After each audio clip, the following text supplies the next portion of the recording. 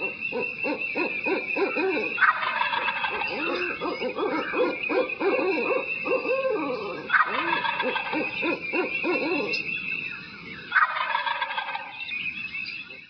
to the Turkey Hunter Podcast with me, your host, Andy Galliano.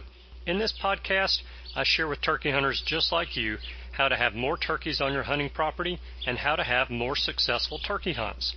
I teach you how to do this with tips and interviews with turkey hunting pros, wildlife management tips, and entertaining turkey hunting stories. Tune in weekly as I share proven and simple strategies to help you have more success this turkey season. Make sure to head over to www.iamturkeyhunting.com to subscribe to receive free turkey hunting tips, tactics, strategies, and product reviews. Also, please visit and like my Facebook fan page.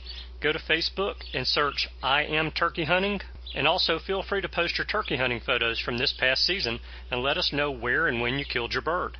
For all of you Twitter users out there, please follow me on Twitter, where my handle is @TurkeyHitman, and I will be sure to follow you back. And now, for this week's show. Hello and welcome back to this week's episode of the Turkey Hunter Podcast. You are listening to episode number 128, A Turkey Hunter's Struggles. And I am your host, who happens to be going through similar struggles right now, as I am in what I'm going to call a mid-season lull.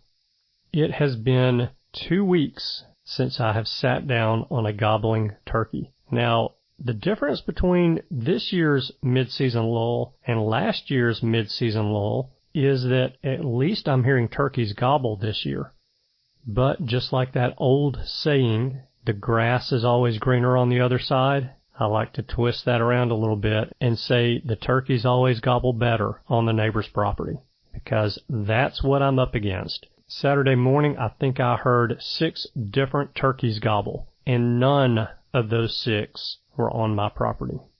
It's a little frustrating, but at least I'm hearing turkeys gobble compared to last year when I wasn't hearing turkeys gobble. That stinks. So I'm hoping that soon my mid-season lull will end, as we are 25 days, 1 hour, 51 minutes, and 44 seconds away from the end of spring turkey season in Alabama. So I still have 3 tags to fill. I'm not worried about the numbers. I just like a good hunt. And over the past 2 weeks, I haven't had a hunt. But that too will end. I'm not worried about it. Hey, I've got a little different show for you guys today as I talk to Joe Casalco from New Mexico about his struggles chasing Merriam's turkeys there. But before I get you to our call, I want to read some reviews from you guys. So, Lauber79 says, 5 stars, a great escape. This podcast is truly amazing. It seriously helps a guy that is obsessed with turkeys escape the depression of turkeys not being in season. The information is so extensive. Many thanks, Andy, for having the fortitude to keep producing the incredible episodes. You're great at what you do, and you and your work are a blessing to all of us turkey addicts. Lauber79, thank you so much for that. I really do appreciate those kind words. I also want to read one from FR27 Davis. He says, 5 stars, very good. Great podcast about turkey hunting, very informative, and can pick up tricks and ideas to make me a better turkey hunter. Thank you so much, FR27 Davis. MKB Byrne says, 5 stars, feeds the passion. As a longtime hunter just getting into turkey hunting, I find this podcast to be very informative. I've been able to find topics that help answer some questions I have, as well as help explain some blunders I've experienced. A friend told me years ago not to start chasing gobblers because it would consume the mind. I think he was right. I know your friend was right there, MKB Byrne. But embrace the addiction. That's all I can say to you. Oh yeah, and thanks for leaving the review. I greatly appreciate that. So thank you guys so much for taking time to leave a review about the show. I appreciate that more than you will ever know. Okay, so this time of year, I tend to get more emails and questions from you guys who listen to the show about turkey hunting and turkeys than I do at any other time of the year. And of course, that makes a lot of sense, being that turkey season has started for a lot of us, or is coming in our area very soon. Most of the time when I get those questions via email, I will answer those questions via email. Sometimes, though, it's just darn near impossible to answer via email, so I'll actually call the person who sent me the question to chat with them. Well, I actually received an email this past week that I knew was going to be too difficult to respond to via email, so I knew I had to call. But before I called, I thought that it might be a good idea to record this call for an episode of the show. I knew that if this listener was having this struggle and had these questions for me, then he couldn't be the only one to have this struggle and these questions. I know that to be a fact because I have experienced these same struggles myself. So I got permission from Joe Casalco, who emailed me with the questions and the struggles, to record our call and play it for you guys. So here is Joe Casalco from the great state of New Mexico. And before I get you into the interview, Joe's cell coverage was not the greatest, but from what I understand, that's one of the joys of living in New Mexico. So here's Joe to tell us about his struggles where he hunts. Hey everybody, I am glad to tell you that I have on the line with me Joe Casalco, and Joe is a fan of the show and a listener of the show, and he sent me an email a few days ago that really kind of raised an eyebrow, and so I'm going to read that email real quick, even though I've got Joe on the line. I feel like the email is worth having a conversation about to see if we can maybe get him pointed in the right direction and give some tips and hopefully help him tag a bird in New Mexico, which is where he is. So let me read through this email that I got from Joe, and then we'll get going with this thing. Good afternoon, Andy. I wanted to mention to you that I really enjoy your podcast and can't wait to try some of the different tactics mentioned on it this season. Recently, I've listened back on some new and old episodes attempting to get ready for the April 15th opener in New Mexico. On one of the episodes, you were planning your 2017 hunt, and I believe you ended up going with Arizona and Utah, which we did, by the way, which means New Mexico is still on your list. I wasn't sure if I remember correctly from that episode, but it sounded like your group was only aware of the draw turkey hunts in New Mexico, and there are special permit hunts that the large portion of the state has thousands of public land over-the-counter hunts as well. Joe says, I also have sent in nominating Merriam's turkey hunting in the mountains as a subject for your show before, and Joe, I have that one written down. I'm looking for the right guest to cover that topic.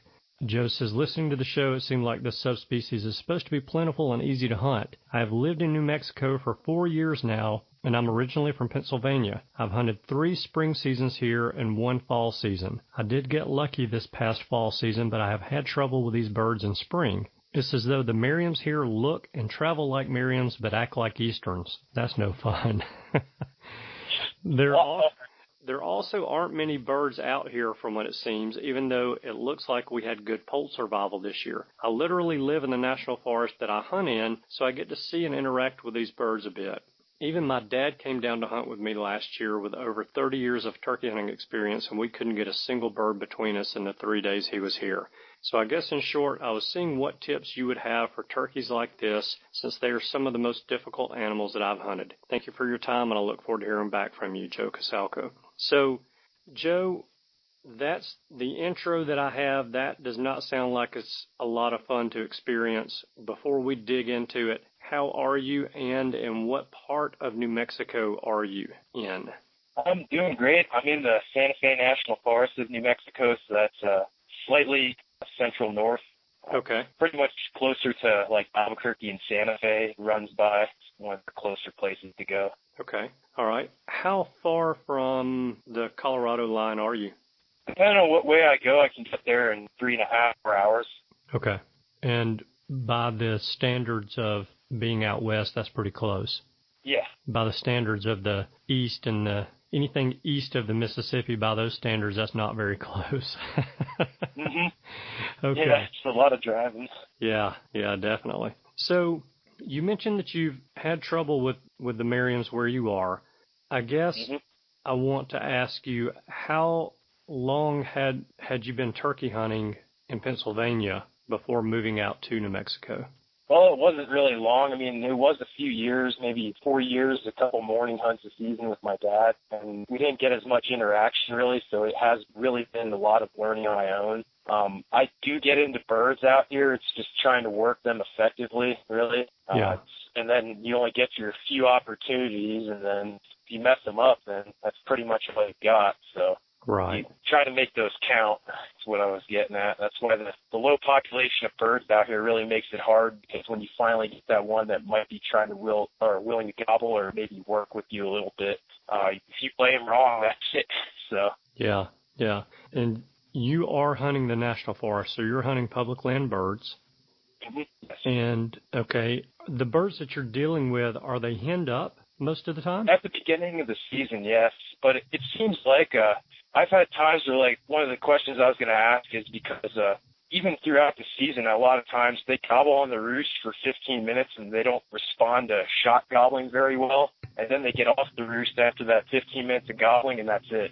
Okay. And is that something you experience all season? Most of the season. Every now and then you get that one bird that he acts a little different, but for the most part, this has been the large majority of the birds that I've encountered, even in groups where you have 3 to 5 birds, which is about the most I've ever experienced in terms of gobblers in a group. Okay. And in the winter, you mentioned that you had some success this winter or this fall. Are you seeing large flocks of birds? I've seen them on private. The flocks that I was dealing with when I was actually hunting was no more than about 12 birds. Okay. Okay. So you mentioned in your email that the population is not just huge, but you don't have concerns about the population at all in the national forest. I mean, you're able to hear birds and get out and get on birds. Yeah, here and there. It just depends where they move to is really the issue. They really change up as the season goes on. That's what makes it hard, because you can scout for where they are early season, but it becomes difficult trying to figure out where they're traveling to as time goes on and they start to get some pressure. Yeah. It's pretty much what I've been having a problem with as well. So yeah, that was one of the questions I had for you is, how much pressure do these birds get? Are they hunted pretty frequently? Yeah, I look at the harvest reports and all that, and this area that I hunt is the second hardest hunted area in the entire state. The first one that has the most hunters is down in the Lincoln National Forest. So it definitely puts a damper on things a little bit. New Mexico has a network of Forest Service roads, and that kind of grids everything out here and there. So it's really hard to, even if you can have some areas you can get off the road a little bit if you're willing to walk. But for the most part, access is pretty good. So it gives a lot of people access. You're pretty much running into other hunters a good bit, and especially on the weekends, it makes it difficult to try and isolate yourself to an area where you've got a bird that hasn't been called to by someone else. Yeah. And the weekends are primarily when you're hunting because of work? No, I get out in the mornings every time I can just to, drive depending on where I want to go. It could be up to half an hour. But yeah. Okay. That's good. I'm glad you're getting out a good bit. As much as my legs can handle. Yeah. So you're from Pennsylvania originally. What was the terrain like in Pennsylvania where you lived? Yeah, by the Appalachians I was at. So okay. All right. I'm kind of used to that. Yeah. All right. And your dad's been turkey hunting for 30 years. It came out there last spring, and you guys didn't have any luck, and it was pretty much the same issue. You were hearing birds on the roost. They'd fly down, and then nothing. Mm-hmm. Okay. So, the first thing that comes to mind for me is that you are dealing with pressured birds, and that may not be a earth-shaking or earth-shattering statement to hear, since you're there and you know what you're experiencing. But I think that probably is driving a lot of why you're not hearing a lot of gobbling on the ground.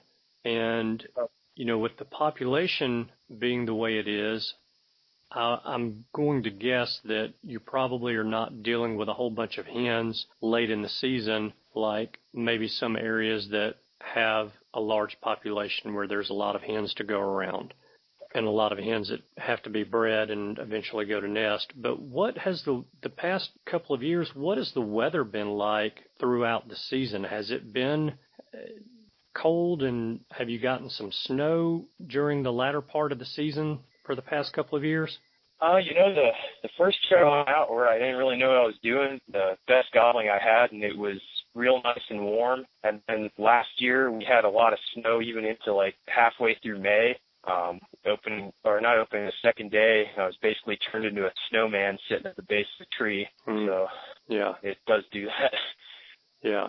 And what is the predator population like where you coyotes really aren't that sick out here. We've got outlines here and there, but you don't really see them. Bobcats are around, but they kind of seem like they run territories, so I don't really ever see them. Okay. And then black bears are needles and haystacks out here as well. Okay. All right.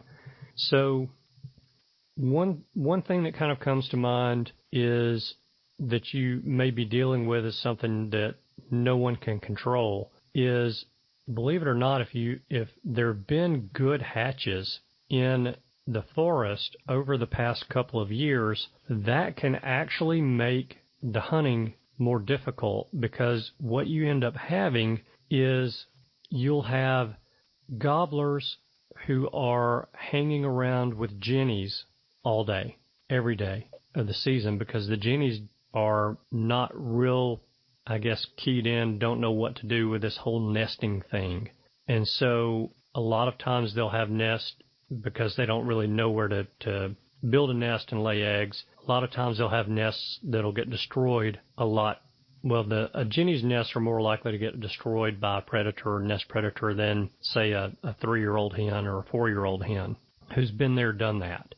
And so if you've got a lot of jennies in the area, they may not, number one, they may not be nesting, and number two, they may be trying to nest but having those nests destroyed, which means that they're going back and they feel the need to breed and hang out with the gobblers. And so if they've got hens with them, they're not gobbling. The other part of that is if you're getting these snows later in the year, later in the season, when the hens are trying to sit on the nest, that could be another reason why these nests are getting destroyed and the hens are going back to the gobblers at that point. And we all know if the gobblers have hens, there's really no reason for them to gobble, even though typically Merriams like to gobble. And a lot of times they'll gobble even when they have 10 or 12 hens with them. So in that case, if that's what you're experiencing, there's really not much you can do to overcome that other than trying to figure out their travel routes, trying to figure out what it is they're seeking out food-wise and where they're going, try to get there before they get there, or cut them off from their roost on the way to that food source or whatever it is that they're in search of. From there, it's just a matter of patience and maybe trying, if you keep experiencing this and it is that they've got hens with them, and that's why they're not really gobbling and not responding, one thing that you can try that's a little unorthodox, especially in the spring, is to bust that flock up. And I would recommend doing that in the afternoons or the evenings right after the birds fly up, and try to separate that gobbler from his hens and give him the whole night to settle back down and think about how lonely he is throughout the night as well. And when he flies down, he should be gobbling a good bit to try to get some hens to come in to him, and that should make him easier to call at that point in time. Now, again, that's a little bit unorthodox. It's something that we don't do a whole lot in the spring, but it's a common practice in the fall to bust a flock and try to call them back in. And typically in the fall, you're doing it on the same day. I think by breaking it up and trying to bust that flock up in the afternoon, it gives that turkey a lot more opportunity to calm down and be responsive to calling the next morning. So that's something that you may want to try in addition to getting out and figuring out their travel routes.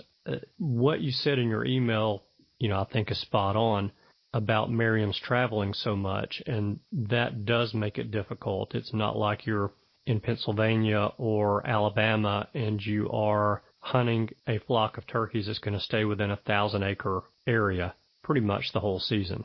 Yes, they're going to move around a little bit depending on where the hens are going to nest later in the season and that type of thing, but you the turkeys are not going to travel.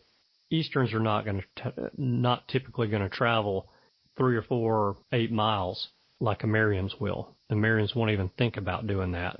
I mean, it is just second nature to them. So figuring out those travel routes, figuring out where they're going, figuring out where those food sources are located is a little bit more difficult, I feel like, with a Merriam's turkey. But you do want to pay attention, too, to that snow melt. And as that snow melt moves up the mountains, typically you can locate those Merriams pretty close to that snow melt.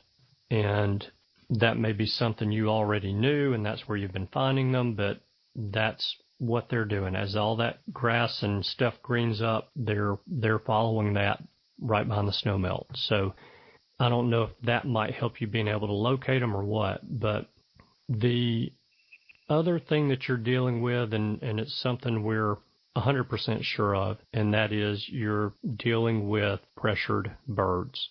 And if the road network is real good and you're trying to get to an area that doesn't have a lot of pressure, sometimes that can be very difficult. And, we even have public land areas in Alabama that have pretty good road networks throughout them, and you have a hard time getting a mile away from a road.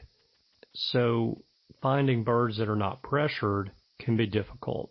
So in dealing with pressured birds, my advice would be slow down and call less frequently. Don't call quite as loud, and be patient with those birds because they're going to take their sweet time coming in. I've hunted Merriams on public land and private land, and the private land, they just absolutely would run over you to get to you. You'd almost have to shoot them in self-defense. The public land that we hunted, the birds were a lot more cautious and much more wary and not quite as responsive to calls as they were on the private land, which is what you would expect. I mean, that's all in survival. If they're getting a lot of pressure, whether it's from humans or from other predators, they're going to be much more cautious. So, that's nothing earth-shattering either. But I think a lot of times, especially those of us who grew up hunting Easterns or have been hunting Easterns for years, we think and we hear and we read, so we believe that all Merriams are easy to hunt, and they're still turkeys. They're going to do whatever they have to do to survive, and they're going to adapt over time, and as they get pressured, they're going to be quiet and not as responsive. Hey, thanks for tuning in. I hope you enjoyed the free portion of this week's episode of the Turkey Hunter Podcast. In order to continue to bring you the best turkey hunting related content available, we have recently moved to a subscription-based show format. Each week, we will continue to bring you awesome content in a free 15 to 30 minute episode. But if you want to hear the complete episode for that week and every week for the next 52 weeks, then you will want to download the Podbean application to your device. That is Podbean. And you'll want to subscribe to the Turkey Hunter Podcast premium content. The cost is only $12 per year, and $1 from each subscription will be donated to the NWTF to help support the organization that is helping wild turkeys and those of us who love to hunt them. So go to iTunes or to the Google Play Store, download the Podbean application. It's free to download. That's Podbean, and search for the Turkey Hunter Podcast. Your patronage and support of the show is much appreciated. Okay, I feel pretty certain that Joe's struggles are something that most of us turkey hunters have experienced at one point in time or another. If his problem is jennies, then really that's a good problem to have, because we can assume there should be plenty of 2-year-old gobblers running around there this season. If Joe's problem is not caused by jennies and it's gobblers being henned up all season long because hens' nests are getting destroyed, due to weather and or predators, then that's not a good situation because he's competing for that gobbler's attention with wild turkey hens that, as we all know, and Joe, this is no insult towards you whatsoever, but we all know that those wild turkey hens are much better looking to that gobbler than Joe is. And in addition to that, having nests destroyed by weather and or predators is obviously not a good sign for hatches for the past few years either. You know, after listening to the call again, I really am still leaning towards hunting pressure affecting the birds where he is hunting, and not having good hatches the past couple of years and the population being down. He's not seeing large numbers of turkeys on the land that he's hunting. And Joe, one thing that I failed to mention while you and I were talking is that you may want to try more afternoon hunting. You know, in the afternoons, the woods are generally not as crowded. And when you do locate a gobbling bird, chances are real good that that gobbling bird will be receptive to your calls. One other thing that has come to mind as well is that you may want to start marking on a map where you see turkeys on private land. Then take that map to the courthouse and have someone in the tax assessor's office help you look up the name and address of the landowner.